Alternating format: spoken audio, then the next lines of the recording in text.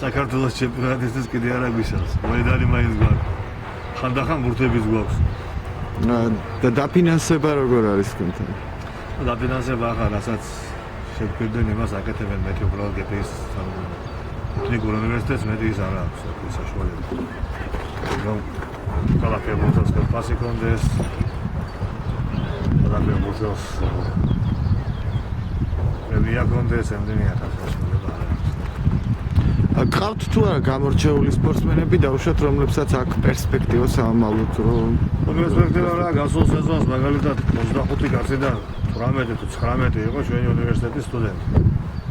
რომლებისგანაც ახლა დამჩასულ 6 კაცი დანარჩენი ყველა წავიდა სხვადასხვა გუნდებში ყველა უმაღლეს ლიგებში და პირველ ლიგაში თამაშობენ თეოფასი აქვს პრემია აქვს და პერსპექტივა არა არის პირველი ლიგა ცოტა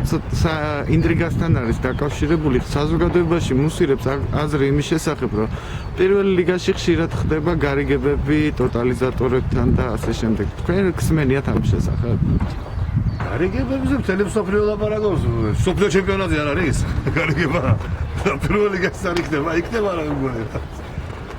იქნება მთელი მსოფლიო ლაპარაკობს ამ გარიგებებზე მაგრამ რა ვიცი და მაგალითად იგივე იტალიაში რამდენი 30 კლუბები რაზე დააკლეს რამდენი ქვეყანაში მენუსიდან ეწებენ აი ახლა ჩინეთის ჩემპიონატში რომ თამაშობდი გუნდში შანხაის შემთხვევაში ის რომ თამაშობდა დროგბა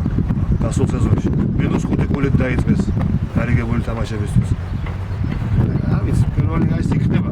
მე მგონი რა ვიცი სავარაუდოდ იქნება საქართველოს სავარაუდოდ ახლა სადაც ბურთი გორავს იქ ყველგან რა მგონი ჩემის აზრით და კიდე საინტერესოა როგორ მოახერხებთ დაუშვათ ამ გუნდის შენარჩუნება აი ამ პირობებში აი ამ მინიმალური დაფინანსების შესაძლებელი არის რა არის ნებია რაც რო გადაწყობს იზრდება ასე ვთქვათ ფინანსური შესაძლებლობები თუ გუშინ ბიუჯეტში გქონდათ 200,000 გუნდებს ახლა 300,000 მაგალითად ვეუბნებით მოვალწეს ეკნებათ 9 მილიონი ახლა მაგალითად აქედან თბილისიდან მაინც ახალგაზრდა ბიჭი რომელიც პერსპექტიულია და ფეხბურთს თამაში უნდა იშვიათად წავა ხობში ჭიათურაში ან სხვა რომელიმე რაიონის გუნდში გამიგეთ მაგრამ თუ ხვალდაზე ხელფასი მოემატა იმ ხობში და ჭიათურაში წავა რა თქმა უნდა ანუ დღეს ახლა მაგალითად 200 და 300 ლარის გულის არ მიდის რაიონში და თქვენ ამდენი გაქვთ დაფინანსება ჩვენ ახლა ბიუჯეტი ფლიანად რამდენი გვაქვს ზუსტად არ ვიცი მე მგონი 80,000-ია სულ წელიწადში თუ რაღაც ზუსტად არ ვიცი ამას ვერ გეტყვი სახედელი არა ვარ მაგრამ ჩვენ გვაქვს დაფინანსება ელემენტური სტადიონის ფული, გზის ფული, კორნის ფული და ასე ხელმძღვანელობის ფული მარტო ხელმძღვანელებს ფეხბურთელებს არ აქვს ფეხბურთელებს რა ფასი რა ხონდეთ პირველი ადგილიდან ვერ ჩამოგვატყავებდით და საინტერესოა კიდე საჯობის ინსტიტუტი ცოტა ისეთი თემა არის და ეს როგორ შეაფასებთ თქვენ საჯობის ინსტიტუტი რა არის ესე ახლა ქვეყანაშია პრაიზვოლი ასე ვთქვათ ქართულად როგორაა პრაიზვოლი ანარქია ქვეყანაში ორხელისუფლებიანობა ვინ არის კატა და ვინ არის ძაღლი ვერ გავარჩიეთ ჯერ და სამსაჯო იმაში ჩემპიონთა ლიგაში არ არის ყველაფერი ფრაზა всё нормально ჩვენთან რატომღაც всё нормально სამსაჯობის ეროვნული არა და ისეთ რაღაცებში ცდებიან კი ძალიან მიკერძოებულია ბევრი თამაში ძალიან და всё нормально ეზა და როგორ შეიძლება ამის გამოსწორება თქვენი მოსაზრება გვინდას გამოსწორება ელემენტარულია უნდა უწიო ანაზღაურება და ეგა ანაზღაურება საუწევ თავის სამსახურს მე გაუფრთხილდება და ის всё нормально-ა რო ეძახის კომისარი თამაშის დამკვირვებელი იმასაც ცოტა რომ ფედერაციამ ასე ვთქვათ შეუცოცხლოს ცოტა დაწერე ნორმალურად და მე იკითხოს იმანაც ვისაც უწერენ იმას რომ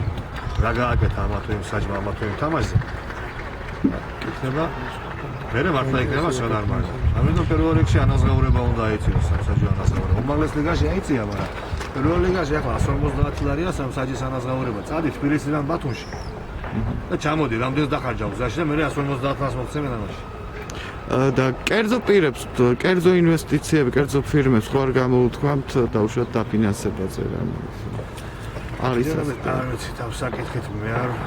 ის არა ქვია. მე არ ვარ დაკავებული ამ საკითხით. კარგით, მართლა ფეხბურთში კერძო პირით ვინმე შემოვა, არ ვიცი, მაგრამ გაბა პირველ ლიგებში რაღაც მეეჭება. მაინც ბიუჯეტები აქვს, თავის ბიუჯეტებზე უნდა მიგვაბა პირველი ლიგის გუნდები. აი უმაღლეს ლიგას უკვე კერძო დაფინანსება უნდა. ჩემს მადლობა.